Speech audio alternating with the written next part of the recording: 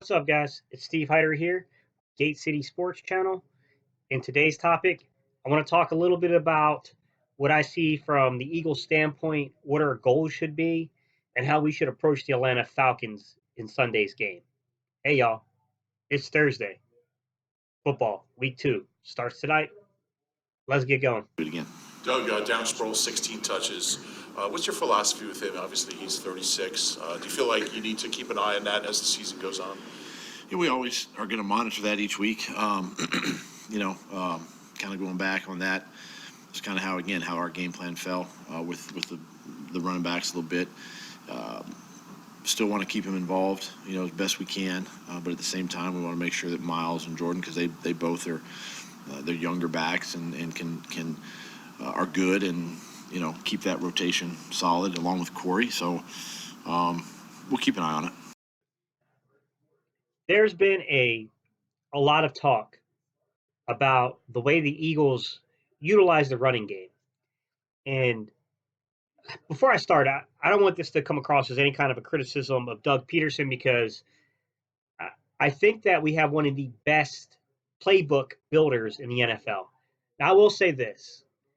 I still think his mentor and the Eagles' old coach, Andy Reid, is the absolute greatest at designing a playbook.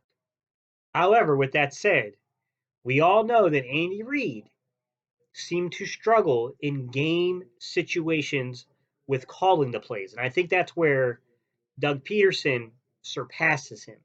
He may not be quite as good as Andy Reid yet at building a playbook, but he's up there. But in my opinion, he does surpass Andy Reid when it comes to the actual in-game decisions. The one thing I'll say about Doug Peterson is the man's got cojones. He'll go for it. He's not shy at taking risk.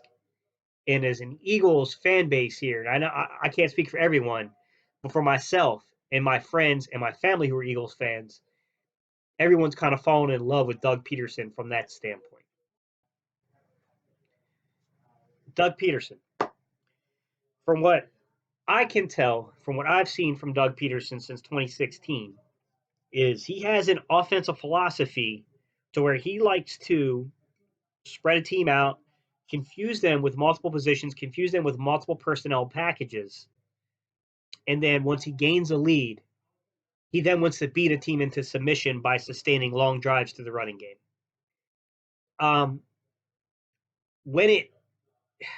When he's on, he's really on. However, from my standpoint, I would like to see Doug Peterson adapt a little bit to the teams in which we're playing and know when to go for a team's juggler, know when to go for that throat, know when to run the ball down a team's throat, and maybe take the inverse at times. At times, run the ball at a team. When that team basically admits that it cannot stop us from running the ball and starts to creep up, starts to use its front seven, even sneaking in some of the back in, the safeties in, creeping them in to stop the run, then burn that ass. Then go over the top with Deshaun Jackson. Then hit them one-on-one with Alshon Jeffrey. When they start focusing too much on trying to take away Jeffrey, trying to take away Jackson, then burn their asses with Ertz, burn them with Goddard, burn them with Aguilar, who are all great ball players. I would really like to see the Eagles, especially with teams like Atlanta, who I think can be kind of soft defensively, go for the juggler. Run the ball down their throat. Let's be real. What we're really talking about, if we're talking about, this play design I've laid out, is we're talking about the running back rotation. And I'm gonna lay my cards out on the table. I think the running back rotation in certain games, like when we go against Atlanta, or like when we just need to throw a team off, when we just need to make a team think, crap, what are they doing? We have to have a featured back, and that featured back has to be Jordan Howard. He's got to be the featured back when we're going into a rotation where we're trying to set the tone by being more physical than the other team. He has to be that guy because we all know it. Jordan Howard's going to fall forward for 3 yards. every play. And Jordan Howard will take the will away from teams to win.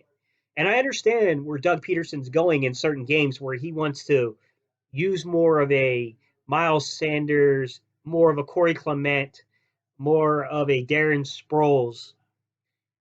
Keep the teams guessing if we're going to be running the ball, if we're going to be passing the ball, using that shotgun formation, things like that. We're spreading the teams out. We're running like one personnel, things like that. I get where he's going. And then you bring Jordan Howard in late in the games when the defense is breathing heavy and they don't want to tackle. Then you just run Jordan Howard down their throat. I get it. I'm not saying there's not a place for that. But there also has to be a place early in games where we're trying to be physical with teams, keep those teams guessing on what our scheme will be, to where we line up in the 12 and 13 man personnel packages.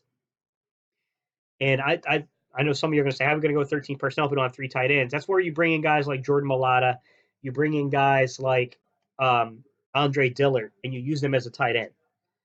You put helmets on helmets, and we impose our will with Jordan Howard.